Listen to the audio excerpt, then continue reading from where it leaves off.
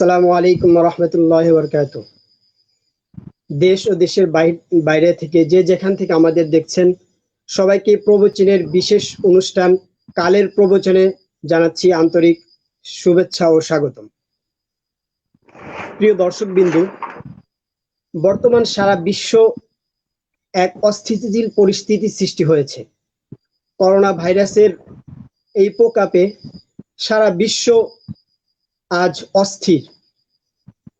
বিশেষ সবকিছু বন্ধ, মার্কেট, স্কুল, কলেজ, ভার্সিটি, ব্যবসা প্রতিষ্ঠান সবকিছুই বন্ধ। তারপরেও সময়ের তাগিদে ব্যবসা প্রতিষ্ঠান এবং বাণিজ্য কিছু খুললেও এখনো বন্ধ রয়েছে শিক্ষা প্রতিষ্ঠান। হয়তো ইনশাআল্লাহ এই শিক্ষা প্রতিষ্ঠান আবারও খুলবে। শিক্ষক এবং শিক্ষার্থীদের পদচারণায় প্রতিটি ক্যাম্পাস আবার মুখর হয়ে উঠবে। তবে এই দীর্ঘ বিরতি গত 17 মার্চ থেকে আগামী 6 আগস্ট পর্যন্ত আমাদের দেশে শিক্ষা প্রতিষ্ঠান বন্ধ রয়েছে।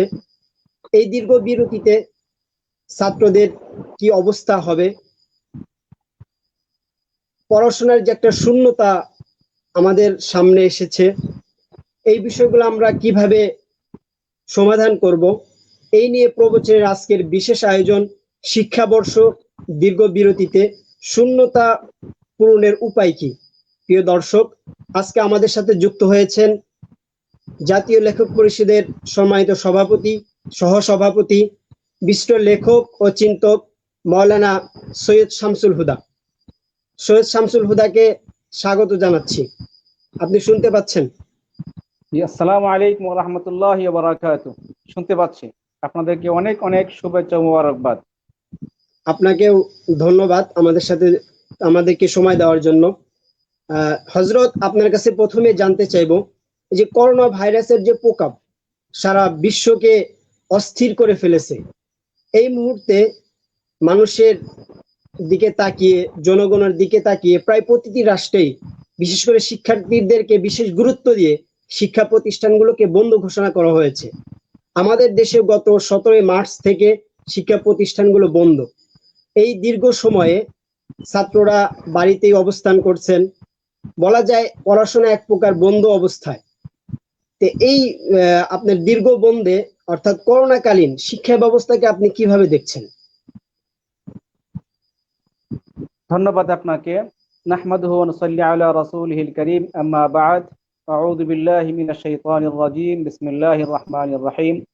ইকরা বিসমি রাব্বিকাল্লাযী খালাক, খালাকাল ইনসানা মিন আলাক, ইকরা ওয়া রাব্বুকাল আকরাম, আল্লাযী আল্লামা বিল কলম, আল্লামাল ইনসানা মা লাম ইয়ালাম। সাদাকাল্লাহুল আযীম।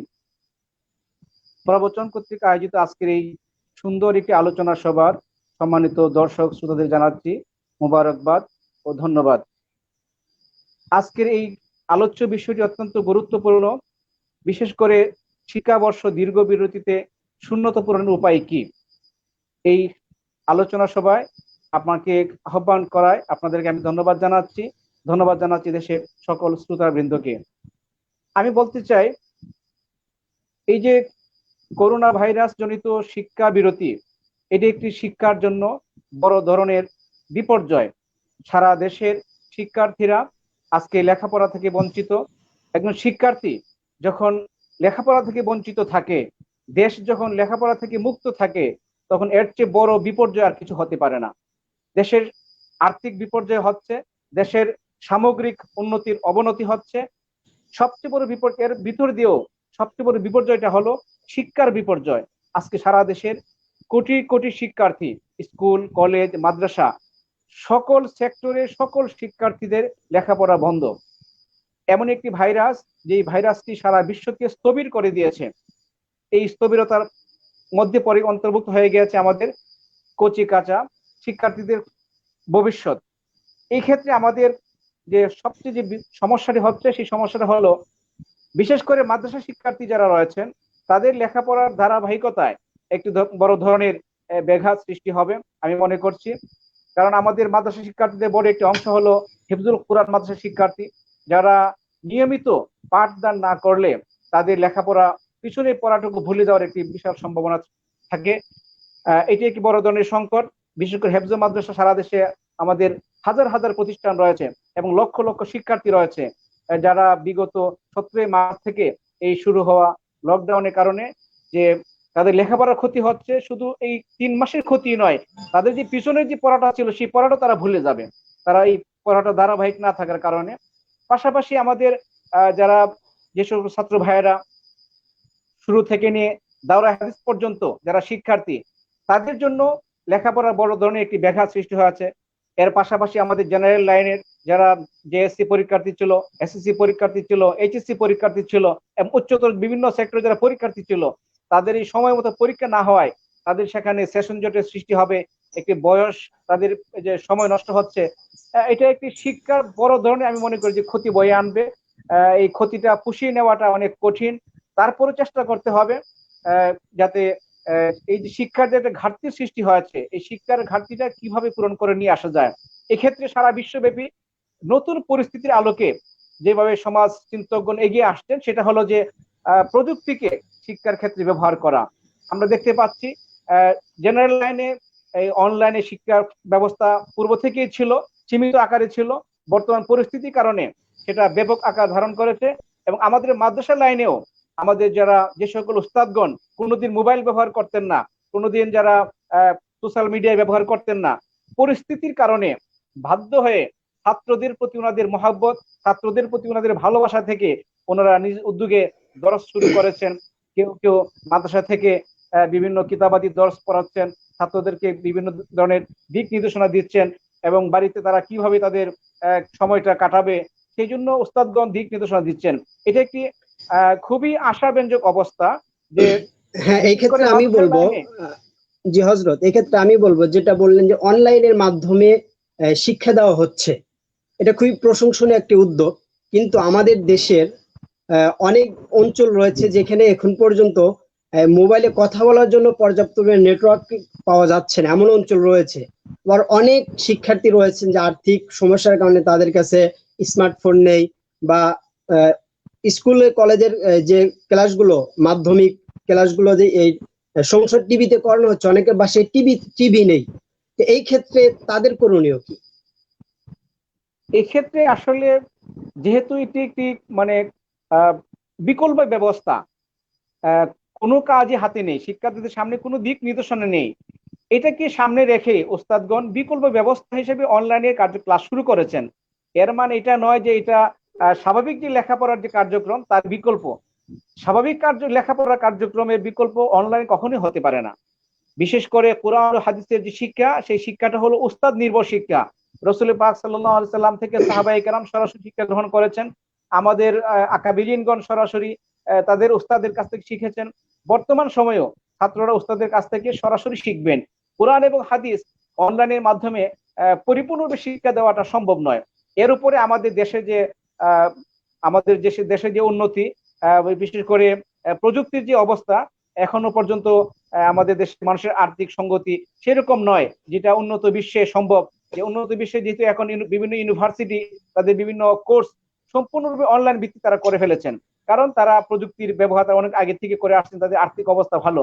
আমাদের বাংলাদেশের প্রেক্ষাপটে যেটা এখন ওলামায়ে কেরাম করছেন সেটা হলো একেবারেই সীমিত আকারে, তাদের বিকল্প যখন কোনো কিছুই করা যাচ্ছে না, এই সময়ে কিছুটা সান্ত্বনা দেওয়ার জন্য যে আপনারা যারা বাড়িতে আছেন তারা অনলাইনের মাধ্যমে এটা ক্লাসগুলো কিতাবের সাথে উস্তাদের সাথে সম্পর্ক রাখা, একটা দিক নির্দেশনা পাওয়া।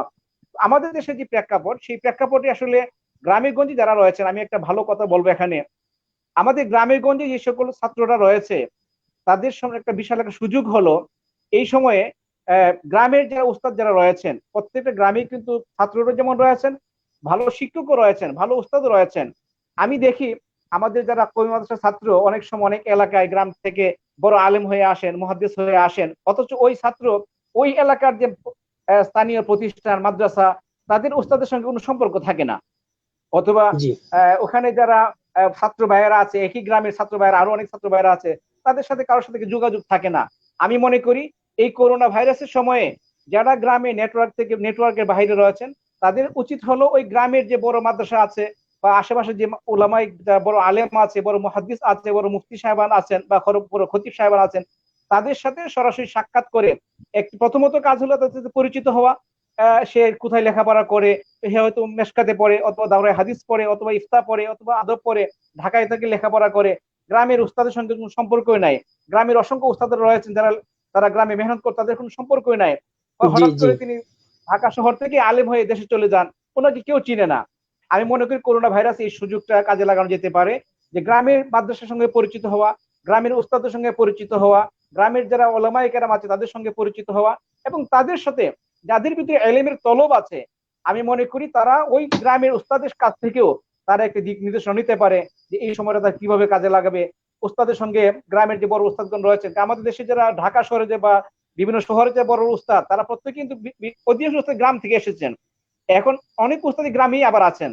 তো তারা এই সুযোগটা কাজে লাগাইতে পারে, যে উস্তাদের সঙ্গে তারা বসবে, তাদের সাথে মিশবে, তাদের কাছ থেকে একটু দিক নির্দেশনা নিবে, তাদের কাছ থেকে সুহবত নিবে, তাদের কাছ থেকে কিতাব কিভাবে পড়বে, কিভাবে সময়টা কাটাবে, সেই দিক নির্দেশনা নিতে পারে। জি। আমরা তাহলে এটা বুঝলাম যে শিক্ষার্থীরা যাদের সম্ভব, যে সমস্ত মাদ্রাসাতে অনলাইনে ক্লাস শুরু হয়েছে, তারা অনলাইনের মাধ্যমে সাময়িক ক্লাস নেবে, তবে এটা চূড়ান্ত ক্লাস জি। হিসেবে মানবে না।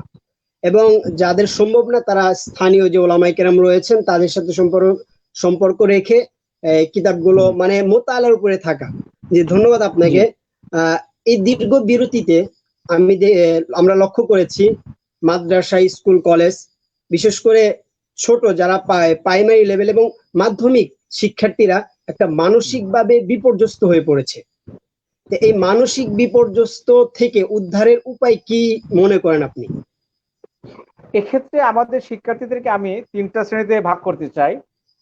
বিশেষ করে মাদ্রাসা শিক্ষার্থীদের মধ্যে যারা রয়েছে তাদেরকে, একটা হলো হিফজুল কোরআন বিভাগের ছাত্র, আরেকটি হলো সফল আউয়াল থেকে নিয়ে শরহে বেকার পর্যন্ত একটা যে যারা ছাত্র রয়েছে তাদের তাদের উদ্দেশ্যে বলবো কিছু কথা।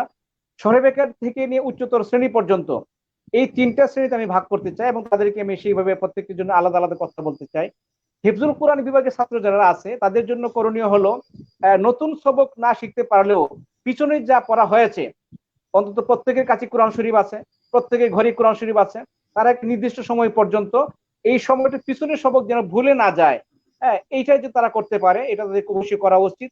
এবং সেই ক্ষেত্রে যদি তাদের অভিভাবক সচেতন থাকেন যে তাদের এক একজন ছাত্রের 10 পারা হয়েছে, কারো 20 পারা হয়েছে, কারো 25 পারা হয়েছে, কারো প্রায় খতমের কাছাকাছি চলে এসেছে, সে যদি পিছনে পড়াটুকু ইয়াদ রাখে, তাহলে আমি মনে করি এইটুকু তার জন্য বিরাট কিছু হবে, যেহেতু তাকে নতুন করে আর সবক সামনে আগানো সম্ভব হচ্ছে না। এবং সফল আউয়াল থেকে যারা মেশকাত শোয়েবেকে পর্যন্ত যারা ছাত্র রয়েছে নাকি, তাদেরকে আমি অনুরোধ করব, তাদের যে প্রাথমিক কিতাবগুলা, যার যে কিতাবটা দুর্বলতা আছে, সেজন্য সেই কিতাবটা এই সুযোগে মোতালা করে নেয়। কারো নাহুতে দুর্বলতা আছে, কারো সরফের মধ্যে দুর্বলতা আছে, কারো একটু আদব শিখার আগ্রহ আছে, সেজন্য এই সময়টায় যে কিতাবটা তার ঘাটতি মনে হয়, একটু দুর্বলতা মনে হয়, সেই ক্ষেত্রে সেজন্য ওই কিতাবটাকে ভালো করে মোতালা করে, এবং স্থানীয় যে উস্তাদগণরা আছেন যদি সেই কিতাব না বুঝে, তার যদি কোনো বুঝতে সমস্যা হয়, ওই উস্তাদের কাছ থেকে সে সাহায্য নেবেন এবং তাদের কাছ থেকে শিখে নেবেন। এবং শহরের উপরে যে সমস্ত জামাত আছে তারা মোটামুটি আজকাল অনেক ছেলে মোবাইল ব্যবহার করে, এবং শহরের সঙ্গে যোগাযোগ রাখে অনলাইনের মাধ্যমে, তারা বিভিন্ন উস্তাদের কাছ থেকে ক্লাস নিতে পারে। এবং এক মাদ্রাসার উস্তাদগণ যে ক্লাসগুলো করেন সেটা অন্যান্য মাদ্রাসার ছাত্ররাও সেটা ফলো করতে পারে।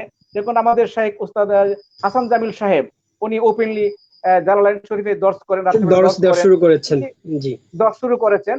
তো যারা ওই যে শহরে বেকার উপরে যারা আছে তারা ওই দর্শটা অনুসরণ করতে পারে, দেখতে পারে, কারণ এর মাধ্যমে তাদের একটা ভালো সময় আমি মনে করি কাটবে। এবং অনলাইনে আরো অনেক কিছু বিষয় আছে, যেহেতু তাদের কাছে মোবাইল আছে, এই যে সুযোগটায় আমাদের কিছু গুরুত্বপূর্ণ কিছু বই বা কিছু বিষয় থাকে যেটা যখন জামাত চলে বা ক্লাস চলে তখন পড়ার সুযোগ থাকে না, এই কিতাবাদি গুলো এখন তারা মোতালা করে নিতে পারে। যেমন আমাদের কিছু ইতিহাসের বই আমাদের পড়া দরকার, যেটা আমার দর্শী কিতাবে নাই, আমরা এই সময়টা আমরা কাজে লাগাইতে পারি। কিছু আমাদের আকীদার কিছু কিতাব আছে যেটা আমাদের পড়া প্রয়োজন, আমাদের হয়তো সবকের মধ্যে পড়ার সুযোগ হয় নাই, সেটা আমরা পড়ে নিতে পারি। অথবা আমাদের উস্তাদের জীবনী গুলো আছে, অনেক উস্তাদের জীবনী আছে আমাদের, আকাবির দেওবন্দের অনেকেরই বড় বড় জীবনী আছে। আমাদের সৈয়দ আবুল হাসান রদিবি রহমতুল্লাহ আলাই, মাওলানা তাকি ওসমানী দামাত বরকাতুহুম, ওনাদের জীবনীগুলো প্রকাশ হয়েছে। এই জীবনীগুলো থেকে আমরা ইস্তেফাদা করতে পারি, এবং এর মাধ্যমে আমরা নিজেদের কিভাবে স্বতঃস্ফূর্ত ভাবে স্বেচ্ছা নিজেকে পরিচালনা করব, এই যে একটা শিক্ষা আমরা গ্রহণ করতে পারি। শুধু উস্তাদগণ সবসময় আমাদেরকে পরিচালনা করবেন, তারা দেখভাল করবেন, তাদের নজরদারিতে আমরা থাকবো, লেখাপড়া করবো, আসলে বিষয়টা এরকম নয়। একজন যারা মাদ্রাসা শিক্ষার্থী, একজন দ্বীনী আলেমের যারা শিক্ষার্থী, তাদের উচিত হলো ওই বড় থেকে অনুসরণ করা, তারা কিভাবে সময়টা ব্যয় করতেন, এই যেহেতু এটা এই যে 3 মাস আজকে লকডাউন হয়ে আছে, আমি মনে করি এটা এক ধরনের নিয়ামত হতে পারে আমাদের জন্য যদি আমরা সেই সময়টা কাজে লাগাই। আমি আমার আমার কথাই বলি, আমি এই বন্ধের সময়ে আমি পুরা কোরআন শরীফ কয়েকবার খতম করেছি, এবং একবার যে আমি খতম করছি আলহামদুলিল্লাহ, এইভাবে আলহামদুলিল্লাহ। যে আমি মার্কার পেন দিয়ে আমার যে আয়াতগুলো আমার কাছে মনে হচ্ছে আয়াত আমার মুখস্থ করা দরকার, হয়তো আমি একসাথে মুখস্থ করতে পারছি না, প্রতিটা আয়াতকে মার্কার দাগ দিয়েছি, এবং পুরা কোরআন শরীফের মাশাআল্লাহ। ভিতরে যে আমি কোন কোন আয়াতগুলো মুখস্থ করব এবং কোন কোন আয়াতটা আমার জন্য, আমার লিখনের জন্য প্রয়োজন, আমার আলোচনার জন্য প্রয়োজন, আমি এটাকে মার্ক করেছি। এবং এখন আমি ওই কিতাব, ওই কোরআন শরীফ পেজ খুলে খুলে যেখানে মার্ক করা আছে ওইটা মুখস্থ করা শুরু করেছি, যে এই আয়াতটা মুখস্থ করা দরকার, ওই আয়াতটা মুখস্থ করা দরকার। আমি এইভাবে কোরআন শরীফকে আমি পড়ে নিচ্ছি। তো আমাদের যারা ছাত্র ভাই যারা রয়েছেন দাওরা সরে বেকার থেকে উপরে যারা, তাদেরকে আমি অনুরোধ করব তারা যেন হাদিসের কিছু কিতাবাদি, যেরকম হাদিস আরবাঈন, ইমাম নববীর যে কিতাবটা আছে, যদি 40 হাদিস সে মুখস্থ করে নেয়, এটা তার জন্য বড় একটা কাজ হবে। সে যদি আয়াত কোরআন শরীফ থেকে কিছু কিছু বাছাই করা সূরা, যেরকম সূরা বাকারা, সূরা আল ইমরান, তারপরে আপনার সূরা আনফাল, পরে সূরা আপনার কাহাফ, সূরা ইয়াসিন, এরপরে সূরা মুজাম্মিল, সূরা আহজাব, সূরাতুল হুজুরাত, এই যে সূরাগুলা খুবই প্রয়োজনীয়। এখানে এমন এমন কিছু আয়াত রয়েছে যে আয়াতগুলো একজন আলেমের জন্য খুব প্রয়োজন। বিশেষ করে আমি একটা বিষয় লক্ষ্য করবেন, অনেক ভালো আলেমরা থাকেন, দেখেন নামাজের সময় কেরাত পড়তে পারেন না, বড় কেরাত পড়তে গেলে সমস্যা হয়, অসুবিধা হয়, অর্থাৎ তেলাওয়াতের জি, অভ্যাসটা একটু কম থাকার কারণে এই সমস্যাটা হয়। আমরা এই বন্ধের সুযোগটাকে আমরা এটা কাজে লাগাইতে পারি। কিছু কিছু সূরা আমরা নির্দিষ্ট করে, বিশেষ করে 30 পারা, 29 পারা, 28 পারা সূরাগুলো পড়লে খুবই ভালো লাগে। এখানে এমন এমন কিছু আয়াত আছে যেটা আমার জীবনের প্রত্যেকটা মুহূর্তে খুব প্রয়োজন, আমি এই সূরাগুলো মুখস্থ করে নিতে পারি। এর তাফসীরটা আমি দেখতে পারি, একটা তাফসীর, যে কোনো একটা তাফসীর আমি বেছে নিতে পারি, যেটা বিশেষ, অথবা শুধু কোরআনের অনুবাদ দেখে দেখে আমি অনুবাদটা যদি আমি শিখে নেই এবং কিছু সূরা মুখস্থ করে নেই, এটা আমার সারা জীবনের জন্য কাজে লাগবে। দরস চলাকালীন সময়ে যে সুযোগটা আমার হয়ে ওঠেন না, আমি মনে করি এইভাবে সময়টা কাজে লাগানো যেতে পারে। জি, ধন্যবাদ আপনাকে। আহ, শুধু এই দীর্ঘ ছুটির কারণে শুধু শিক্ষার্থী নয়, অভিভাবক যারা রয়েছেন, সচেতন যারা, তারা এক ধরনের আতঙ্কের মধ্যে রয়েছেন যে যখন শিক্ষা প্রতিষ্ঠান খুলবে তখন আমার সন্তানের ভবিষ্যৎ কি হবে, তারা সঠিকভাবে স্কুল প্রতিষ্ঠানে যাবেন কিনা, মাদ্রাসায় যাবেন, একটা আতঙ্ক বিরাজ করছেন। এই ক্ষেত্রে মানে এই সময়টাতে অভিভাবকদের কি করা উচিত, শিক্ষায় তার সন্তানদের জন্য অভিভাবকগণ কি করতে পারেন? এই ক্ষেত্রে ভালো একটা প্রশ্ন করেছেন। আমাদের যারা অভিভাবক রয়েছেন, বিশেষ করে শহরের যারা অভিভাবক রয়েছেন, তাদের সামনে বড় একটা সমস্যা হলো তারা পরিবারকে সময় দিতে পারেন না। তাদের চাকরি, তাদের কর্মসংস্থানের ব্যবস্থা ইত্যাদি কারণে তাদের ছেলে মেয়েরা কোথায় যায়, কি লেখাপড়া করে, এই সময়টা দিতে পারেন না।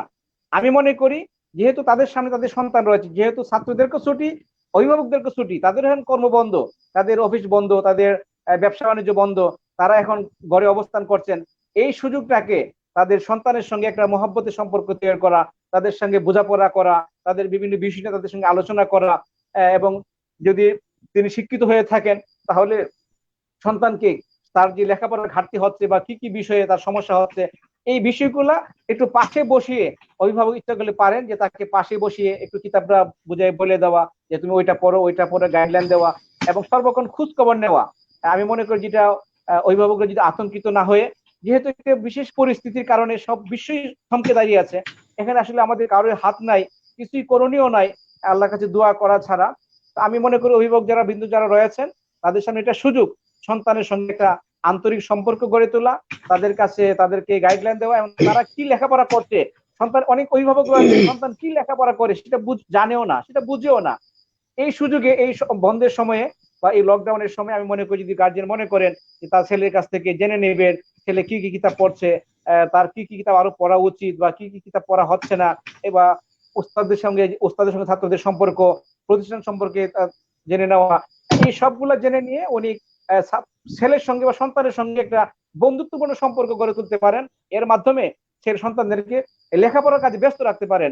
অনেকের বাড়িতে আলহামদুলিল্লাহ অনেক কিতাব, বিভিন্ন বইপত্র থাকে, সেই সমস্ত গুরুত্বপূর্ণ বইপত্র সন্তানদেরকে দিয়ে টার্গেট ভিত্তিক পড়াতে পারেন, যে তুমি এই বইটা পড়ো, ওই বইটা পড়ো, তোমার ওই কিতাবটা পড়া হচ্ছে কিনা বা ওই বইটা পড়া হচ্ছে কিনা। আমাদের যারা দেশের যারা গুণী গুণী লেখকবৃন্দ রয়েছেন, আমাদের বড় বড় লেখক যারা রয়েছেন, যারা অনেক বড় ওলামা যারা লেখালেখি করেছেন, তাদের যে লিখনী আছে সেই লিখনী গুলো তারা পড়ে নিতে পারে। এবং বিশেষ করে বড় যারা আছে তারা তো মোবাইলে অন্য কিতাবাদি পাওয়া যায়, ডাউনলোড করে নিয়ে সেই সমস্ত কিতাবাদি যে কোনো বইপত্র এখন পড়া সম্ভব, অনেক সুযোগ রয়েছে। জি এই ক্ষেত্রে আমি যদি একটু যোগ করি যে এই ক্ষেত্রে যারা মাদ্রাসায় পড়ে তাদের জন্য বড় একটা সুযোগ দাওয়াতি প্ল্যাটফর্ম, অর্থাৎ ছোটবেলা যাদের সাথে স্কুলে পড়েছি আমরা, মাদ্রাসায় যারা পড়ে তাদের সাথে তেমন একটা সময় দেওয়া হয় না। অনেকে হয়তো ভার্সিটিতে পড়ে, অনেকেই মাধ্যমিক উচ্চ মাধ্যমিক বিদ্যালয়গুলোতে পড়াশোনার ফলে তারা অনেকটা দিন থেকে দূরে। তো মাদ্রাসা শিক্ষার্থী যারা রয়েছেন তারা এই ক্ষেত্রে বড় একটা সুযোগ বা তাদেরকে দিনের দিকে আহ্বান, তাদের কাছে তাবলিগ করার একটা বড় সুযোগ আছে বলে আমি মনে করি। জি জি ধন্যবাদ আপনাকে। আপনি খুব আহ, সুন্দর একটা জি বিষয় আপনি বলেন। নিয়ে এসেছেন। আমি এক্ষেত্রে একটু কিছু বলতে চাই। আমি লকডাউন শুরু হওয়ার কিছুদিন পর পর একটা নিউজ দেখলাম, কুষ্টিয়াতে কিছু ইউনিভার্সিটি ছাত্র যারা ওই এলাকায় দরিদ্র শ্রেণীদের মধ্যে আহ, যারা অসহায় মানুষ, যারা কাজ বন্ধ হয়ে গেছে, ওই ইউনিভার্সিটি ছেলে একটা উদ্যোগ নিল যে আমরা সব 20-25 জন ছেলে মিলে আমরা প্রতিদিন মানুষের বাড়িতে লেবারগিরি করবো। অর্থাৎ আমাদের গরিব ছাত্র, তাদের সামর্থ্য নাই, তারা কি করলো, সবাই মিলে বড় ধরনের একটা কাজ কন্ট্রাক্ট নেয়। কন্ট্রাক্ট নেওয়ার পরে তারা সবাই মিলে সেই কাজটা করে দেয়। ওখান থেকে যে পয়সাটা আসে, সেই পয়সাটা ওই এলাকার যারা দরিদ্র, ওই এলাকার যারা গরিব মানুষ, তাদের কাছে তারা এটা বিতরণ করে বা তারা দান করে। তো আমাদের যারা ছাত্র যারা রয়েছেন, তাদের সামনে একটা বড় একটা সুযোগ, এলাকার বিভিন্ন সামাজিকতার সাথে জড়িত হওয়া, এলাকার বিভিন্ন স্কুল কলেজের শিক্ষার্থী যারা আছে তাদের সঙ্গে জড়িত হওয়া, বিভিন্ন সামাজিক যে কার্যক্রম হয় এই সামাজিক কার্যক্রমের সাথে জড়িত হওয়া, এটা একটা বিশাল একটা সুযোগ সৃষ্টি হয়েছে। ওই এলাকার সংশ্লিষ্ট প্রত্যেক যে যে এলাকায় রয়েছে, সেই এলাকার যে গরিব মানুষরা কি অবস্থায় আছে, বা তাদের আহ, এই যে লকডাউনের সময় তাদের কর্ম নাই, তাদের জন্য যদি 500 টাকা সে সংগ্রহ করে দিতে পারে, বা কারো কাছ থেকে যোগাযোগ করে একটা তারা সমাজবদ্ধ হয়ে 5 জন মিলে একটা ইউনিটি তৈরি করে 5 জন গরিবকে যদি সাহায্য করতে পারে, 10 জন ধনীর কাছ থেকে নিয়ে তারা সাহায্যটা তুলে 10 জন গরিবের কাছে যদি সেই সাহায্যটা পৌঁছে দিতে পারে, এটা হবে একটা সামাজিক বন্ধন। এই সামাজিক বন্ধনের মাধ্যমে ভবিষ্যতে সে অনেক কিছুই তার একটা অভিজ্ঞতা হবে। এই অভিজ্ঞতাটা তাদের কর্মজীবনে অনেক কাজে লাগবে। আমি মনে করি যারা সকল শ্রেণীর ছাত্র, হোক স্কুল হোক মাদ্রাসা বা কলেজ, সকল সেক্টরের ছাত্র যারা রয়েছে, এই লকডাউনের সময় যারা বাড়িতে আছে গ্রামে আছে, তারা সম্মিলিত ভাবে 10 জন 20 জন মিলে তারা ইউনিটি করতে পারে। তারা প্রোগ্রাম করে মানুষের কাছ থেকে মানুষ কি সমস্যায় আছে সেই সমস্যাগুলো তারা দেখবে, এবং কাদের কাছ থেকে সাহায্য নিয়ে সহযোগিতা নিয়ে এই সমস্যাগুলো সমাধান করা যায়, যদি তারা সেই চিন্তাটা করে, তাহলে মানুষ তাদেরকে স্মরণ রাখবে। এই অভাবের সময়ে, এই দুঃসময়ে, এই মানসিক কষ্টের সময়ে আমরা যদি মানুষের পাশে দাঁড়াতে পারি, সামান্য সহযোগিতা যদি দাঁড়াতে পারি, মানুষ বিপদের সময়ে সামান্য সহযোগিতাকে অনেক স্মরণ রাখে বা সেটাকে সম্মানের সাথে দেখে। এই সুযোগটা জি তারা জি। কাজে লাগাতে পারে।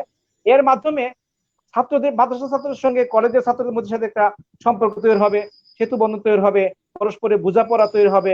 আমাদের মধ্যে একটা একটা দূরত্ব তৈরি হয়ে গ্রহণযোগ্যতা গেছে, তৈরি হবে, একটা গ্রহণযোগ্যতা যে তৈরি একটা হবে। গ্রহণযোগ্যতা তৈরি হবে এবং একটা সম্পর্ক, একটা যে বোঝাপড়া, আসলে স্কুল কলেজে যারা লেখাপড়া করে, যারা মাদ্রাসায় পড়ে, এদের মধ্যে একটা বোঝাপড়ার একটা বড় ধরনের গ্যাপ থাকে। তাদের মানে অনেক দুই শ্রেণীর বা দুই মেরুর মানুষ, আসলে তো আমরা দুই মেরুর মানুষ না, আমরা সকলেই একই সমাজের মানুষ, একই পরিবারে বাস করি। এক পরিবারে এক ভাই হয়তো মাদ্রাসায় পড়ে, এক ভাই কলেজে পড়ে, এক ভাই স্কুলে পড়ে, এক ভাই আলিয়া মাদ্রাসায় পড়ে, পড়তেই পারে। আমাদের সকল শিক্ষাই আমাদের জন্য শিক্ষণীয়, আমরা সেখান থেকে শিক্ষা নিব এবং পরস্পরের মধ্যে একটা আন্তরিকতা, একটা ভ্রাতৃত্ববোধ আমরা গড়ে তুলবো। এর মাধ্যমে আমাদের কর্মের ভবিষ্যৎ কর্মজীবনে এটা অনেকটা কাজে লাগবে বলে মনে করি। জি ধন্যবাদ আপনাকে। প্রিয় দর্শক, আপনারা দেখছেন প্রবচনের বিশেষ অনুষ্ঠান কালের প্রবচন। আজকের বিষয় দীর্ঘ বিরতিতে শিক্ষার্থীদের, আপনারা দেখছেন আজকে বিষয় শিক্ষাবর্ষ দীর্ঘ বিরতিতে শূন্যতা পূরণের উপায় কি। আমাদের সাথে যুক্ত হয়েছেন জাতীয় লেখক পরিষদের সম্মানিত সহসভাপতি, বিশিষ্ট লেখক চিন্তক মাওলানা সৈয়দ শামসুল হুদা। আপনাদের কোনো প্রশ্ন থাকলে আমাদের করতে পারেন কমেন্টে, আমরা মোহতারামের কাছ থেকে উত্তর জানার চেষ্টা করব। মোহতারাম, এই পর্যায়ে আমরা কিছু কমেন্ট পড়তে চাই। জি পরে শুনি। শেখ আব্দুর রহিম লিখেছেন বেস্ট অফ লাইক। ধন্যবাদ আপনাকে আমাদের সাথে থাকার জন্য। জি ধন্যবাদ আরো আপনাকে যারা, দেখার জন্য। জি, আরো বিভিন্ন জন কমেন্ট করেছেন। আপনাদের কোনো প্রশ্ন, শিক্ষা বিষয়ে কোনো প্রশ্ন যদি মোহতারামের কাছে আহ, আপনাদের জানার কিছু থেকে থাকে, আপনারা আমাদের কমেন্টে করতে পারেন, ইনশাল্লাহ আমরা উত্তর দেওয়ার চেষ্টা করবো। মোহতারামের কাছ থেকে আমরা উত্তর নিব। মোহতারাম, আহ জি জি 17 মার্চ থেকে শিক্ষা প্রতিষ্ঠানগুলো বন্ধ। সরকারি ঘোষণা অনুযায়ী আগামী 6 আগস্ট পর্যন্ত বন্ধ থাকবে। যদি 6 আগস্টের পরে প্রতিষ্ঠানগুলো খোলা হয়, আমি স্কুল কলেজের কথা বলছি। তো এই স্কুল কলেজের শিক্ষার্থীদের জ্ঞাতার্থে যদি খোলা হয়, তাহলে আগস্টের সেপ্টেম্বর অক্টোবর নভেম্বরে মানে নিয়ম অনুযায়ী জিএসসি এবং জিডিসি শিক্ষার্থীদের পরীক্ষা। এই ক্ষেত্রে পরীক্ষাটা মানে দীর্ঘ বিরতির পরে হঠাৎ একটা পরীক্ষা নেওয়াটা উচিত হবে কিনা, আর যদি নেওয়া হয় তাহলে এটা কিভাবে নেওয়া উচিত? আমি মনে করি যে পরীক্ষা যথাসময় হওয়া উচিত। যদি পরীক্ষা না হয় তাহলে একটা সেশন জটের সৃষ্টি হবে এবং আর একটা পরবর্তী যে বেচ যারা রয়েছে তাদের জন্য সমস্যা সৃষ্টি হবে। সেক্ষেত্রে সরকার যেটা করতে পারে, সময়টা হয়তো ঠিক নভেম্বরে না নিয়ে 1 মাস একটু হাতে নিতে পারে এবং ছাত্রদেরকে একটা তাদের যে প্রস্তুতি রয়েছে, লেখাপড়ার প্রস্তুতি বা পরীক্ষার প্রস্তুতি, এই সুযোগটা তারা দিতে পারে। এবং স্কুলে এখন যে অনলাইনে যে ক্লাসগুলো হচ্ছে এর মাধ্যমে আসলে তারা তো পরিপূর্ণ ধারণা পাচ্ছে না। স্কুলে না যাওয়া পর্যন্ত তাদের যে লেখাপড়ার যে স্বাভাবিক গতি, সেই গতিটা আসবে না। এই গতি না আসা পর্যন্ত পরীক্ষার মধ্যে তারা বসলে পরীক্ষা তারা ভালো করবে না। এই ক্ষেত্রে আমি মনে করি পরীক্ষাটাকে খুব বেশি পিছনেও নেওয়া যাবে না, যাতে সেশন জটের সৃষ্টি হয়ে যায়, এবং একেবারে ঠিক টাইম মতো যে অন্যান্য সময় যে সময় হয়ে থাকে সেটাও না করে, যেহেতু আমাদের 3 মাস সময় মাঝখানে বা 4 মাস সময় এই যে বিরতি যাচ্ছে, সেটাকে কভার করার জন্য হয়তো 2 মাস সময় পিছানো যেতে পারে, অথবা 1.5 মাস সময় পিছানো যেতে পারে। 1-2 মাস সময় পিছিয়ে নিয়ে পরীক্ষাটা টাইম মতো হয়ে গেলে ছাত্রদের জন্য ভালো হবে। এই ক্ষেত্রে সরকার হয়তো একটু পরীক্ষাটা শিথিল করতে পারে, যেহেতু এই বছর বিশেষ করে জেডএসসি বা জেএসসি যে পরীক্ষাগুলো হয়, এই পরীক্ষার ক্ষেত্রে যদি সরকার একটু শিথিলতা দেয় তাহলে টাইম মতো পরীক্ষা হয়ে যাওয়া উচিত, এবং ছাত্রদেরকে মানসিকভাবে প্রস্তুত থাকা উচিত যে তাদের পরীক্ষাটা টাইম মতোই হবে। স্কুল খোলার সঙ্গে সঙ্গে তারা পরীক্ষার জন্য পুরো প্রস্তুতি নিতে শুরু করবে। তাদের কোচিং, তাদের প্রাইভেট, সবগুলোকে যে সময়টাকে পরিপূর্ণ যদি কাজে লাগায়, আমি মনে করি যে তাদের কোনো বিশেষ কোনো সমস্যা হবে না। জি। এখন মোহতারাম জানতে চাচ্ছি, যারা এসএসসি পরীক্ষার্থী ছিলেন, যারা পরীক্ষা দিয়েছেন, তাদের রেজাল্ট বের হয়েছে মে মাসের শেষ তারিখে। এখন তারা দীর্ঘ জি। একটা সময় এখন তারা বিরতিতে রয়েছেন। তো এই বিরতিটা তাদের কিভাবে কাটানো উচিত বলে আপনি মনে করেন? এক্ষেত্রে যারা এসএসসি পরীক্ষা যারা দিয়েছে তাদের তো এমনি অবসরে থাকার কথা, পরীক্ষা পরে স্বাভাবিক নিয়মে 1.5-2 মাস সময় তাদের হাতে থাকে। এই ক্ষেত্রে আমি মনে করি তাদের বড় সুযোগ হলো কিছু বইপত্র পাঠ করা। পাঠ্যপুস্তকের বাইরেও একটা জ্ঞান রয়েছে। মানুষের জীবনে উন্নতি করতে হলে পাঠ্যপুস্তকের জ্ঞান দিয়ে সমাজে চলা যায় না, বা অফিস আদালতে কর্মক্ষেত্রে গিয়েও মানুষ সফল হতে পারে না তার যদি পাঠ্যপুস্তকের বাইরে জ্ঞান না থাকে।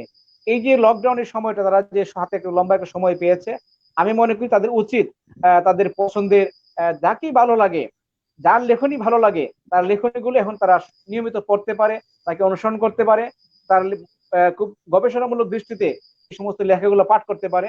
বিশেষ করে ভবিষ্যতে সে কি হতে চায় সেই আলোকে তার বই চয়েস করা উচিত। সে যদি ডাক্তার হতে চায় তাহলে সেই লাইনে সে লেখাপড়া করবে। সে যদি ইঞ্জিনিয়ার হতে চায় সেক্ষেত্রে যে পাঠ্যপুস্তকের বাইরেও যে সমস্ত বিষয়গুলো আছে, আকর্ষণীয় বইগুলো আছে, মূল্যবান বইগুলো আছে, সেই বইগুলো সে এই ফাঁকে পড়ে নিতে পারে। এর মাধ্যমে তার একটা জীবন গঠনে বিশেষ একটা ভূমিকা রাখবে বলে আমি মনে করি। শুধু পাঠ্যপুস্তক দিয়ে মানুষ সফল হতে পারে না। পাঠ্যপুস্তক একটা তাকে নিজস্ব জ্ঞান চর্চার একটা শুধু দিক নির্দেশনা দেয়, তাকে একটা লাইন করে দেয়। কিন্তু পাঠ্যপুস্তকের বাইরে আমরা যদি দেখি, জ্ঞানী গুণীদের যদি দেখি, প্রত্যেকটি মানুষকেই দেখবো যে জীবনের অধ্যবসায় কোনো শেষ নাই। তারা প্রতিনিয়ত সব সময় তারা সময় কাটান বই পাঠের মাধ্যমে। বই পাঠ ছাড়া বা জ্ঞান চর্চা ছাড়া কেউ কোনোদিন উন্নতি করতে পারে না। শুধু পাঠ্যপুস্তক এবং একটা সার্টিফিকেট, এটা একটা সামাজিক নিয়ম। এই বাধা ধরা নিয়মের ভিতরে থেকে মানুষকে এটা নিতে হয়, কিন্তু জ্ঞান অর্জন করতে হয় হলো নিজ উদ্যোগে। আমরা যদি দেখি যে আলোকিত মানুষ কারা, যে নিজেকে নিজে আলোকিত করে, যে নিজেকে নিজে নিজের জ্ঞান চর্চার মাধ্যমে, নিজের অধ্যবসায়ের মাধ্যমে, বড়দেরকে জানার মাধ্যমে, পরিবেশকে জানার মাধ্যমে, প্রচুর লেখাপড়ার মাধ্যমে তারা নিজেকে উন্নতি করতে পারে এবং নিজেকে প্রত্যেকটা কাজের জন্য, প্রত্যেকটা ক্ষেত্রে নিজেকে নিজে গড়ে তুলতে পারে। আমি মনে করি জি যারা মোহতারাম, অবসর সময়টা কাটাচ্ছে এই বইগুলো জি পাঠ করা। জি। জি আমরা এটা বুঝতে পেরেছি আপনার আলোচনা থেকে যে শুধু ক্লাসের বই নয়, একাডেমিক বইয়ের বিপরীতেও কিছু পাঠ করা, তাহলে আলোকিত মানুষ হওয়াটা আমাদের জন্য সহজ হবে। ধন্যবাদ অবশ্যই মোহতারাম। অবশ্যই। জি। আমরা একটা প্রশ্ন নেব, একজন আমাদেরকে প্রশ্ন করেছেন, লিখেছেন, গায়রে হাফেজরা, যারা হাফেজ নয় এমনরা কিভাবে হেফজ করতে পারে, কিছু নিয়ম বললে ভালো হয়। প্রশ্ন করেছেন মোহাম্মদ মাজহারুল ইসলাম রাকিব। জি, সুন্দর প্রশ্ন। আসলে ইচ্ছা থাকলে উপায় হয়। আমরা যদি মনে করি যে আমার হাফেজ হওয়া দরকার, আমি প্রথমে হয়তো ডাইরেক্ট যদি টার্গেট করি যে পুরো কোরআন হাফেজ হব, যারা গাইডে হাফেজ, একটু কঠিন মনে হবে। আমি যদি প্রথমে বলেছিলাম যে টার্গেট ভিত্তিক কিছু সূরা মুখস্থ করে নেওয়া, যেমন সূরা বাকারা টার্গেট করলো যে আমি সূরা বাকারাটা মুখস্থ করব, আমি পুরো হাফেজ হব হয়তো এটা আমি ইচ্ছা করি নাই, আমি সূরা বাকারাটা আমার টাইম মতো আমি হেফজ শেষ করে ফেললাম। এরপর টার্গেট করলাম আমি সূরা আনফালটা মুখস্থ করব, আমি সূরা আনফালটা মুখস্থ করলাম।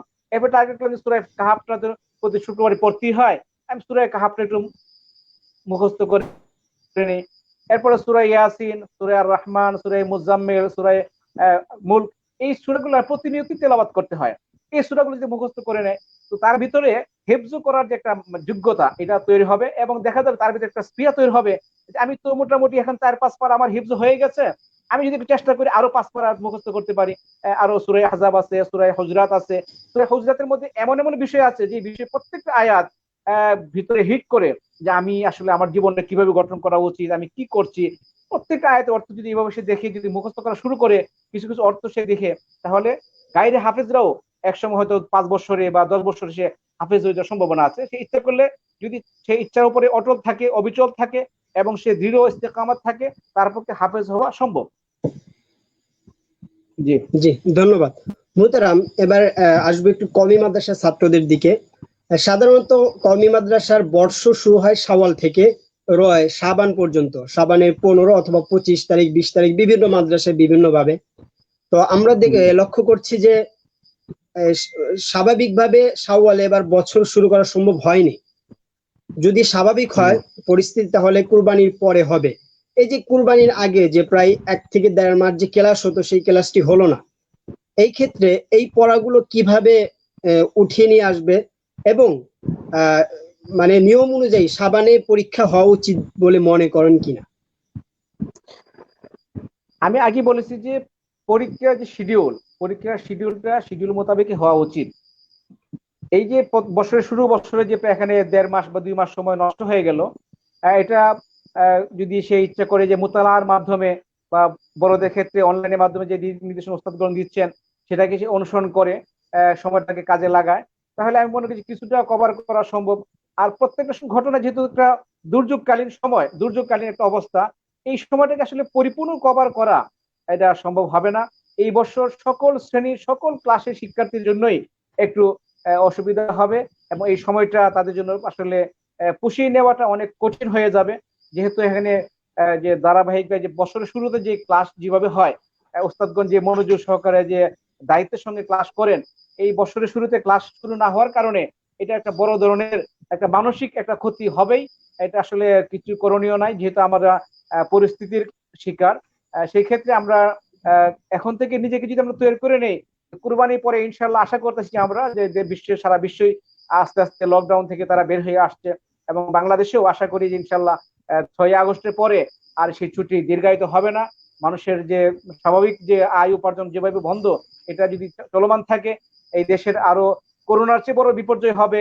এই লকডাউনের যে ক্ষতি, এটাকে পুষিয়ে ওঠা কোনোভাবেই সম্ভব হবে না। সেক্ষেত্রে আমরা আশা করব 6 আগস্টের পরে যেন সরকার কোনোভাবেই শিক্ষা প্রতিষ্ঠান বন্ধ রাখার সিদ্ধান্ত না নেয়। এবং আমরা ডাক্তারদের কাছ থেকে আমরা যেটা আভাস পাচ্ছি, এই করোনা ভাইরাস খুব সহজে চলে যাবে, বিষয়টা এরকম নয়, হয়তোবা এটা চলমান থাকবে, এটা কম বেশি সবসময় থাকবে।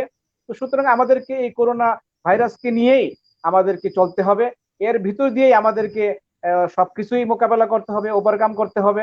আমাদেরকে শিক্ষা একেবারে স্থবির না করে, আমাদের আয় উপার্জন ব্যবসা বাণিজ্য স্থবির না করে, সবকিছু কিছু কিছু শর্ত সাপেক্ষে, সচেতনতা সাপেক্ষে আমাদেরকে চালু করে ফেলতে হবে মনে করি। আশা করি সরকার 6 আগস্টের পরে এই ছুটিটা দীর্ঘায়িত করবে না, জি, এবং এই ধন্যবাদ বছর শেষে মোহতারাম। আমাদের সওয়ালের আগে পরীক্ষা, সেই পরীক্ষার টাইম মতো হয়ে গেলে ভালো হয়। আমরা অনলাইন বা বিভিন্ন মাধ্যমে লক্ষ্য করেছি, হেফজখানার পরিচালক বিন্দু যারা রয়েছেন, তারা সামাজিক দূরত্ব বজায় রেখে হেফজখানাগুলো এখনই খুলে দেওয়ার একটা দাবি জানিয়েছেন। আসলে তাদের দাবিটা কতটুকু যৌক্তিক মনে করেন? আসলে ক্ষতিটা বেশি হচ্ছে হেফজ ছাত্রদের। অন্যান্য যারা জামাতে যারা লেখাপড়া করে, তাদের ক্ষতিটা পুষিয়ে নেওয়া সম্ভব, কিন্তু একজন হাফেজ, সে মনে করেন 20 পারা হেফজ করেছে বা 15 পারা হেফজ করেছে, এই যে 3 মাস সময় 4 মাস সময় একেবারেই লেখাপড়া থেকে বাইরে থাকাটা, এটা পিছনের যে 2 বছর 3 বছর যার চাপ পড়েছে, এই পুরা পড়াটার উপরই তার একটা চাপ পড়বে। পুরা জি পড়াটা নিয়েই তার উপর চাপ পড়বে, এটাকে ধরে রাখা, এটাকে ইয়াদ রাখা তার জন্য অনেক চাপ হবে। তো আসলে আমি একটা কথা বলবো যে আমাদের যারা হেফজোখানা হাফেজ সাহেবগণ আছেন, তারা যদি নিজের দায়িত্ববান হন, যে হেফজোখানাতে আসলে নিয়ম শৃঙ্খলা মোতাবেকই চলে। তো অনেক জায়গায় দেখা যায় ছাত্র অনেক বেশি ভর্তি করা হয়, জায়গার তুলনায় ছাত্র বেশি হয়, সংকলন হয় না। এই কাজটাকে যদি তারা একটু মানে এড়িয়ে চলেন, যেহেতু বিশেষ পরিস্থিতির কারণে সীমিত ছাত্র ভর্তি করেন, এবং যেহেতু জায়গা স্বল্প, এই স্বল্প জায়গার ভিতরে এবং হেফজোখানা যেহেতু 24 ঘন্টা সেখানে তারা থাকে, তো সেখানে তাদেরকে পরিষ্কার পরিচ্ছন্নতা এবং এর ভিতর দিয়ে আহ, আসলে সংকট তো উভয় দিকে। যদি হেফজোখানা চালু না করলে তো এক সংকট, আবার চালু জি করলে পরে মোহতারাম, যে এখানে করোনা একটা ভাইরাসের প্রশ্ন এসে সংকট, যায়, এগুলো খুবই সংকট। এখানে একটা প্রশ্ন এসে যায়, যেটা আপনি বললেন জি সীমিত সংখ্যক ছাত্র ভর্তি করা। এখন প্রশ্ন একটা, হেফজখানায় যদি 100 ছাত্র থাকে, সীমিত হিসেবে যদি ধরে নি 5 জন কেউ ভর্তি না করা হয়, এই ক্ষেত্রে ওই 5 জন ছাত্র তো ক্ষতির মধ্যে পড়ে যাচ্ছে। মানে এই দায়বদ্ধ থেকে কি কথাটা মানে কতটুকু যৌক্তিক? এটা হলো যে আপনার 100 টাকা ক্ষতি না হওয়ার চেয়ে যদি 50 টাকা ক্ষতি হয়, তাহলে আপনার 50 টাকা লাভ হইলো না? আপনি জি এইভাবে চিন্তা করেন, আপনার ক্ষতি হওয়ার কথা 100 টাকা, আপনি 100 টাকা ক্ষতির জায়গায় আপনি 50 টাকা সেভ করতে পারলেন কোনোভাবে। তাহলে আপনি যদি ওই 50 টাকা সেভটা আপনি দেখবেন, আপনি পজিটিভটা দেখেন যে 100 জন ছাত্রের ক্ষতি না হয়ে যদি 50 জন ছাত্র এই লেখাপড়া করার সুযোগটা পায়, আমি মনে করি যে 50 জন তো পাইলো, বাকি 50 জনকে জি হয়তো জি আমরা নিতে পারলাম না, পরিস্থিতির কারণে নিতে পারলাম না, তাদেরকে সুযোগ দিতে পারলাম না। এটা জি আমি মনে করি যে ইতিবাচক ভাবে দেখতে হবে, যে সবাইকে নিয়ে পড়তে হবে, সবাইকে আমাদের পড়ানো, সবাইকে আমরা বন্ধ রাখবো এটা না করে, যদি আমরা 50 জনকে নিয়ে এখন শুরু করতে পারি, আমি মনে করি যে 50 জন তো পড়ার সুযোগ পালো, আর বাকি 50 জন যেহেতু পরিস্থিতির শিকার, হয়তো বা তাদের একটু ক্ষতি হয়ে যাবে, সেটা আমরা পরে আমাদেরকে পুষিয়ে নিতে হবে, বা পরে তাদেরকে আমরা সুযোগ দিতে হবে। ধন্যবাদ মোহতারাম। মোহতারামের কাছে আরেকটি প্রশ্ন হচ্ছে, বিভিন্ন মাদ্রাসায় আমরা দেখেছি যে তারা ছাত্রদের পরীক্ষা অর্থাৎ বার্ষিক পরীক্ষা স্থগিত করে দ্বিতীয় যে পরীক্ষা হয়েছে অর্ধবার্ষিকী পরীক্ষার রেজাল্ট দিয়েই ভর্তি, যারা মেশকাত জামাত অর্থাৎ ফজিলত জামাতে যারা পড়েন বেফাকের আওতাভুক্ত, এই পরীক্ষাটা এখনো হয়নি এবং হবে কিনা এরকম কোনো ঘোষণা বেফাক থেকে আসেনি এখনো, মানে এক ধরনের থমকে আছে সবকিছু। তো এই ক্ষেত্রে যারা বিভিন্ন বছরের শুরুতে আমরা দেখতে পাই ছাত্ররা মাদ্রাসা পরিবর্তন করে, তো যারা অন্য মাদ্রাসায় ভর্তি হতে চাচ্ছেন, আসলে তারা ভর্তিটা কিভাবে হবেন, বা এই পরীক্ষাটা নেওয়াটা কি এখন খুবই জরুরি? এক্ষেত্রে আসলে হচ্ছে কি, মনে করেন দাওরাহ হাদিসের যে পরীক্ষা, এটা তার জীবনের শেষ একটা পরীক্ষা। হ্যাঁ, জি সে একটা বোর্ড থেকে একটা সার্টিফিকেট পাবে, বিভিন্ন কর্মক্ষেত্রে গেলে পরে সার্টিফিকেট প্রয়োজন হবে। সেক্ষেত্রে জি বিশেষত জি দাওরাই হাদিসের যে পরীক্ষাটা, যদি পরীক্ষাটা না দেয়, তাকে তো দ্বিতীয় সাময়িক পরীক্ষার সনদ দিয়ে তাকে সার্টিফিকেট দেওয়া সম্ভব না। এই জন্য যদি তার 2 মাস সময় বেশি লাগে, 5 মাস সময় বেশি লাগে, দাওরাই হাদিস ছাত্রদের কোনো সমস্যা নাই। সমস্যাটা হচ্ছে মেশকাত জি যারা পড়েছে তাদের ক্ষেত্রে, যেহেতু তারা দাওরাই হাদিসে ভর্তি হবে, এবং তাদের যদি নতুন মাদ্রাসায় ভর্তি হতে যায়, সেক্ষেত্রে তাদের দাওরাই হাদিসেরও এই সময়টা 2 মাস বা 3 মাস সময় তাদের থেকে নষ্ট হয়ে যাচ্ছে। সেক্ষেত্রে আসলে সকল ক্ষেত্রেই যখন বিপর্যয় যখন আসে, বিপর্যয়টাকে ভিতর দিয়েই আমাদের ওভারকাম করতে হয়, যেহেতু এটা একটা জাতীয় বিপর্যয়, সকল সেক্টরের জন্য জাতীয় বিপর্যয়। এই বিপর্যয়ের সময়ে পরিপূর্ণ শতভাগ এটা শিক্ষার যে চাহিদা বা শিক্ষার যে দাবি সেটা পূরণ করা সম্ভব নয়। এবং মেশকাত এবং দাওরার একটা বোর্ড পরীক্ষা যদি 2 মাস সময়ও লাগে বা 3 মাস সময়ও লাগে, তারপরেও কেন্দ্রীয় পরীক্ষা হওয়া উচিত। এর মাধ্যমে মেধা যাচাইটাও কিছুটা হবে, এবং একটা নিয়মতান্ত্রিকতা রক্ষা করা সম্ভব হবে। যদি সেটা পরীক্ষাটা না হয়, আমি তাহলে জানতে নিয়মতান্ত্রিক রক্ষা চাচ্ছিলাম করা যে সম্ভব হবে না। যারা যারা অন্য মাদ্রাসায় ভর্তি হতে ইচ্ছুক, অর্থাৎ দাওরা দাওরা যে বছরটা, অনেকেই শাইখুল হাদিস সাহেবের দিকে তাকিয়ে বিভিন্ন মাদ্রাসায় চলে যান সনদের জন্য। তো এই ক্ষেত্রে তাদের ভর্তিটা কিভাবে সম্ভব? এক্ষেত্রে যারা দাওরায়ে হাদিস যারা যেখানে পড়েছে, তারা কিন্তু সেখানেই পরীক্ষা দিতে হবে। এবং মেশকাত জি থেকে যারা মেশকাতের দাওরায় ক্ষেত্রে। পড়তে বিভিন্ন মাদ্রাসায় গিয়ে, তারা ওখানে ভর্তি, যদি সংশ্লিষ্ট মাদ্রাসা উস্তাদগণ মনে করেন যে মেশকাতের বর্ষ যারা ছিল, তাদের দ্বিতীয় সাময়িক পরীক্ষার ভিত্তিতে তাদেরকে দাওরায়ে হাদিসে ভর্তি করে নেবেন, এটা শর্ত সাপেক্ষে তাদেরকে ভর্তি করে নেওয়া যেতে পারে। যে তারা যখন মেশকাতের বোর্ড পরীক্ষা হবে, এই বোর্ড পরীক্ষায় যদি সে ফেল করে, তাহলে তার ভর্তিটা কার্যকর হবে না। তো ওই সময় পর্যন্ত, বোর্ড পরীক্ষা হওয়ার আগ পর্যন্ত, ওই দ্বিতীয় সাময়িক পরীক্ষার সনদ দিয়েই নতুন মাদ্রাসায় ভর্তি হইতে পারে এবং দাওরায়ে হাদিসের ক্লাসটা করতে পারে, যদি তারা সংশ্লিষ্ট মাদ্রাসা শিক্ষকগণ মনে করেন যে না, তাকে সময়টা নষ্ট না করে সে তার আত্মবিশ্বাস আছে বা তাকে শর্ত সাপেক্ষে এটা ভর্তি করা যেতে পারে, যে যদি বোর্ড পরীক্ষা সে যদি পাশ করে তাহলে তার দাওরায়ে হাদিসে মানে ভর্তি হওয়াটা বহাল থাকবে।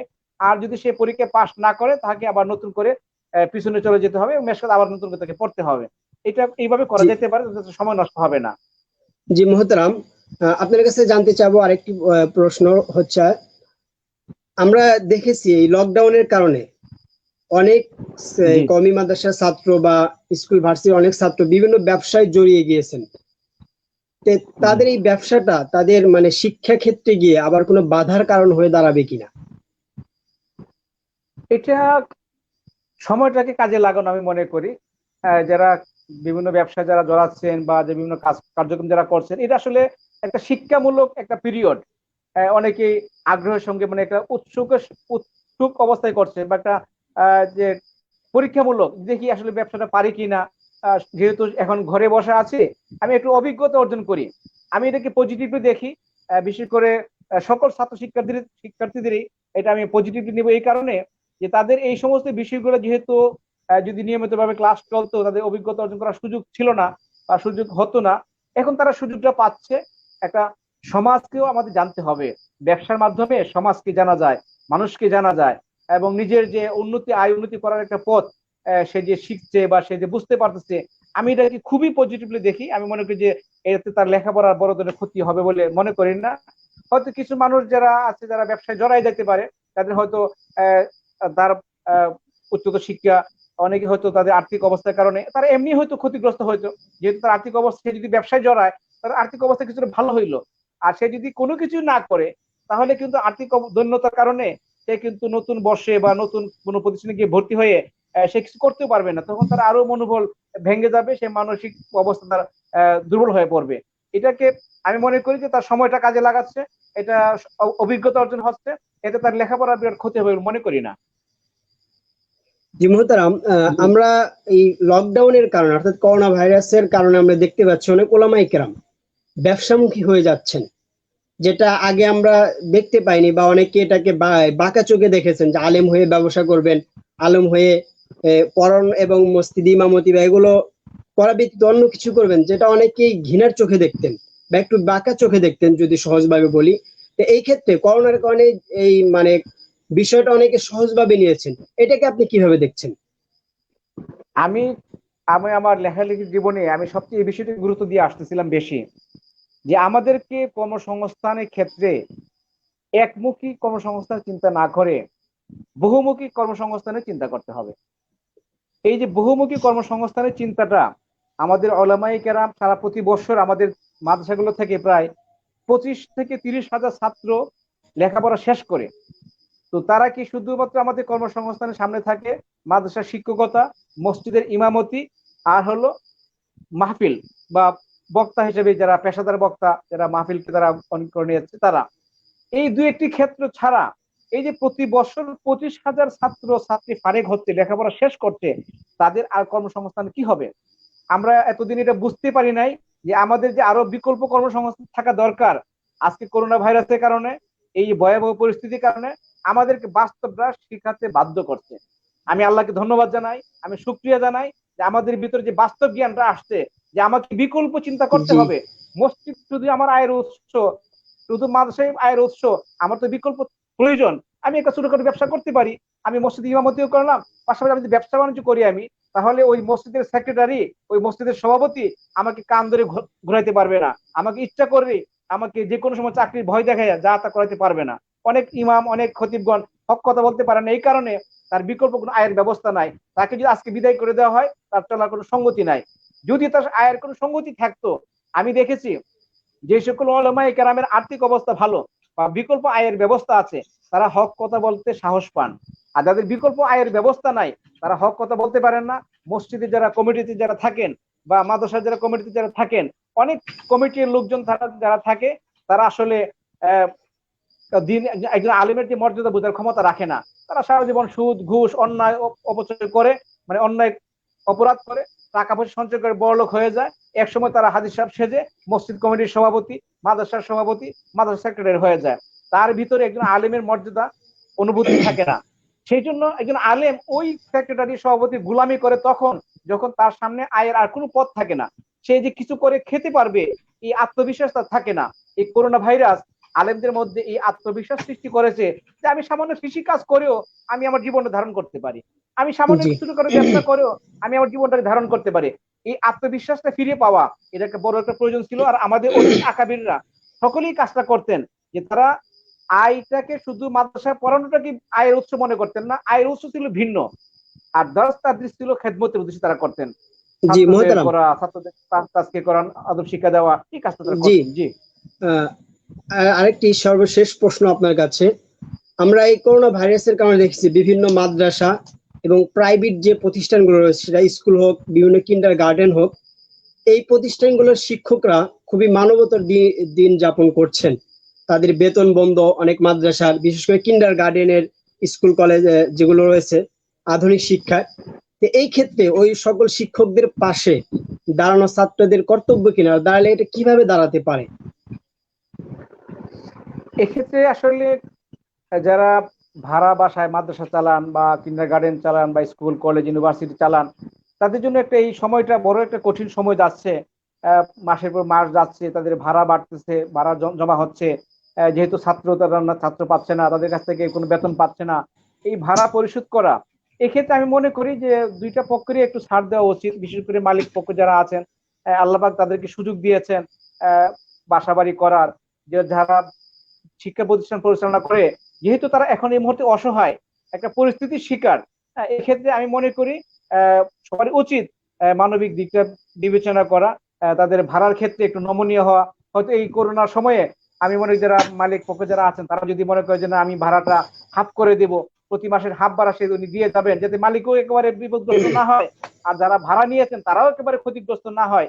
এটা আমি মনে করি, আমি সকলের কাছে অনুরোধ করব, সকল মালিকদের কাছে, তারা যেন বিশেষ করে শিক্ষা প্রতিষ্ঠান যারা ভাড়া নিয়ে চালাচ্ছে, তাদের যেহেতু শিক্ষা ছাত্র নাই, তাদের কোনো আয়ের কোনো উৎস নাই, তাদের সব তাদের চোখের সামনে সব তারা দেখতেছেন, এই ক্ষেত্রে ভাড়ার যে অর্ধেক করে দেন এটা করতে পারেন। এবং সরকারের উচিত এই ক্ষেত্রে, সরকার তো বিশাল অঙ্কের প্রণোদনা দিচ্ছে বিভিন্ন সেক্টরে, এই ক্ষেত্রে যে বিভিন্ন বিশেষ করে kindergarten association, private school college, private মাদ্রাসা যারা আছে, তারা বিভিন্ন সমাজের যে ওয়ার্ড ভিত্তিক যারা কমিউনিটি আছে বা কমিশনার আছে, এদের মাধ্যমে একটু খোঁজ খবর নিয়ে তাদেরকে যদি একটা আর্থিক সহযোগিতা করা হয়, আমি মনে করি সরকার এই সময়ে করা উচিত। তৃতীয়ত হলো সমাজে যারা একটু যাদের সঙ্গতি আছে, যাদের সামর্থ্য আছে, এবং ছাত্ররাও যাদের সামর্থ্য আছে, তাদেরও উচিত প্রতিষ্ঠানের জন্য কিছু মানে কোরবানি করা, প্রতিষ্ঠানের জন্য কিছু তাদের পিতামাতা থেকে, তাদের আত্মীয় স্বজন থেকে নিয়ে একটু সহযোগিতা করা, যাতে প্রতিষ্ঠানটা টিকে থাকে। আমরা বিগত 10 বছর দেখেছি অসংখ্য প্রাইভেট প্রতিষ্ঠান গড়ে উঠেছে, যে প্রাইভেট প্রতিষ্ঠান লেখাপড়ার মান অনেক ভালো। আমি মনে করি তাদের এই প্রতিষ্ঠানগুলো আমাদের ধরে রাখা উচিত, এবং সকলের সহযোগিতার মাধ্যমে, পরস্পরের সকলের সহযোগিতার মাধ্যমে আমরা যদি এগিয়ে আসি, ইনশাআল্লাহ আশা করি যে এই প্রতিষ্ঠানগুলো টিকে থাকবে, এই দুর্যোগ থাকবে না, এই বিপদও থাকবে না, কিন্তু সহযোগিতার মাধ্যমে এই বিপদটা কাটিয়ে ওঠা সম্ভব হবে।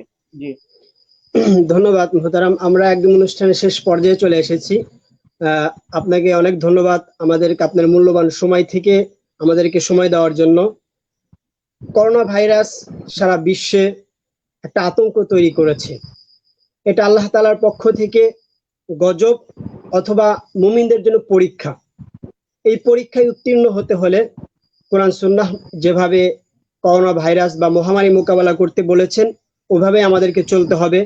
কোরআন সুন্নাহ যেভাবে আমাদেরকে চলতে বলেছেন এবং বিশ্ব স্বাস্থ্য সংস্থা থেকে যে নির্দেশনাগুলো আমাদেরকে দেওয়া হচ্ছে, আমরা এভাবে যদি চলি তাহলে করোনা ভাইরাস থেকে আমরা মুক্ত হতে পারবো। ইনশাল্লাহ আমরা আগামীতে আবার আসার চেষ্টা করব। মোহতারামের কাছে সর্বশেষ একটি প্রশ্ন এবং মোহতারামের মাধ্যমে আমরা শেষ করব।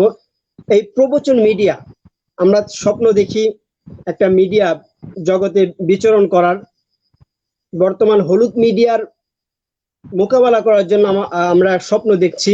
এই প্রবচন মিডিয়ার প্রতি আপনার ভালোবাসা এবং আপনার অভিমত কি হতে পারে, বা আমরা আপনার ঠিক আশা করছি প্রবচন মিডিয়ার প্রতি আপনার যদি কিছু নসিহত বা কোনো উপদেশ আমাদেরকে দিতেন। ধন্যবাদ আপনাকে। আমি প্রবচন মিডিয়াকে অভিনন্দন জানাই যে আপনারা এই ক্ষেত্রে এগিয়ে এসেছেন।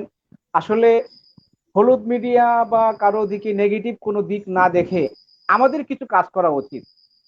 সকল সেক্টরে আমি একটা কথা বলি, আমাদের উলামায়ে কেরাম যারা আছেন সকল সেক্টরে কিছু লোক থাকা উচিত। বিশেষ করে মিডিয়া, মিডিয়া সারা বিশ্বকে শাসন করছে। এই প্রবচন মিডিয়ার মাধ্যমে আপনারা যদি এগিয়ে আসেন, জাতি আপনাদের প্রতি ঋণী থাকবে, জাতি আপনাদের প্রতি অন্তর থেকে দোয়া করবে, এবং আমিও আপনাদের অন্তর থেকে দোয়া করব। আপনারা এই মিডিয়ার সেক্টরে আরো সুন্দরভাবে এগিয়ে আসুন। আরো কিভাবে এখানে আরো নতুন নতুন বিষয় রয়েছে, সেই অভিজ্ঞতা কিভাবে অর্জন করা যায়, কিভাবে প্রযুক্তিকে আরো বেশি ডেভেলপ করা যায়, এই বিষয়গুলো আপনারা আয়ত্ত করেন। এবং এর মাধ্যমে আমাদের যারা আরো বড়রা যারা রয়েছেন তাদের বিভিন্ন আলোচনা, তাদের জ্ঞান গর্ব বক্তব্য আমরা জাতির কাছে কিভাবে তুলে ধরতে পারি, এবং এই আমাদের বিশাল যে একটা কওমি অঙ্গন বা মাদ্রাসা শিক্ষা বা এই দেশের দেশপ্রেমিক যে শক্তি রয়েছে, তাদের যে পজিটিভ দিক বিষয়গুলো রয়েছে, যে বিষয়গুলো আমাদের প্রতিপক্ষরা এড়িয়ে যায়, গোপন রাখে, আমরা সেই সেক্টরে যদি আমরা এগিয়ে আসতে পারি, আমরা আমাদের বক্তব্য তুলে ধরতে পারি, এর মাধ্যমে আমরা নিজেরা উপকৃত হব, দেশবাসী উপকৃত হবে, গোটা উম্মাহ উপকৃত হবে। আমি প্রবচন মিডিয়াকে ধন্যবাদ জানিয়ে আমি আমার আলোচনা এখানে শেষ করতে চাই, এবং দর্শকদেরকে আমি মোবারকবাদ জানাই। আসসালামু আলাইকুম ওয়া রাহমাতুল্লাহ। প্রিয় দর্শক শ্রোতা, সবাই ভালো থাকুন, সুস্থ থাকুন, ঘরে থাকুন এবং নিরাপদে থাকুন। আসসালামু আলাইকুম ওয়া রাহমাতুল্লাহ।